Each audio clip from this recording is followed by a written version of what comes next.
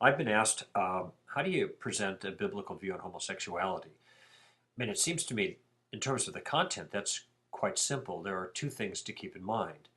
The biblical view on the value of human beings and the biblical view on the conduct of homosexuality. So the first one is that human beings are made in the image of God and therefore deserve respect and kindness and uh, tolerance in the classical sense. Um, However, that doesn't mean that we disregard God's moral directives regarding certain behaviors. And the moral teaching on homosexuality is very clear in the scriptures.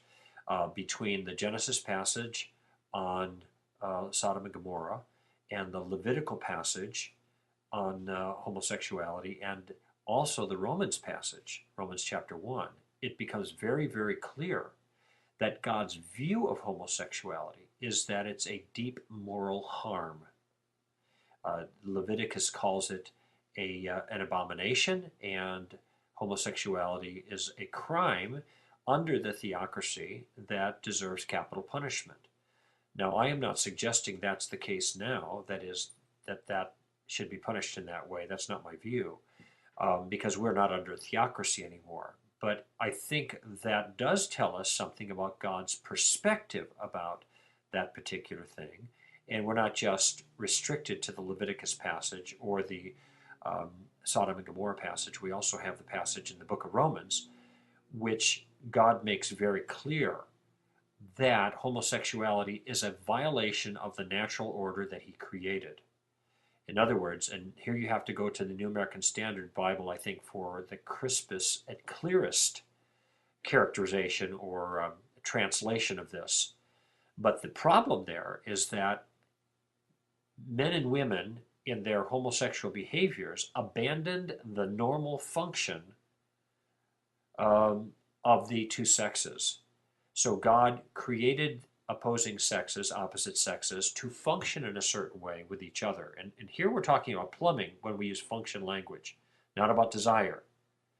And since homosexuals abandoned the function of the opposite sex that God has created for them, then God then gives them over, basically, to this immorality. And this is the wording of Romans chapter 1. The most important thing is, from all of those passages, we get a perspective of God's understanding of homosexuality. It's wrong. Now, this is wildly politically incorrect, and you have to be careful how you characterize these things in public. What I try to do is I usually start with God's moral perspective and then add, but this is what God says about how we treat people. So there is no justification for anything like gay bashing, given the scriptural evidence, the total communication by God about man. And this is what people think when you say what's wrong. Of course, we don't bash other people with other sins just because we think they're wrong. So there's an inconsistency here. But in any event, God makes it very clear in both cases that homosexuals are human beings that need to be treated as such and with such respect, but also that homosexual behavior itself is wrong, and homosexuality is an example of a deep rebellion against God, and that's in Romans 1.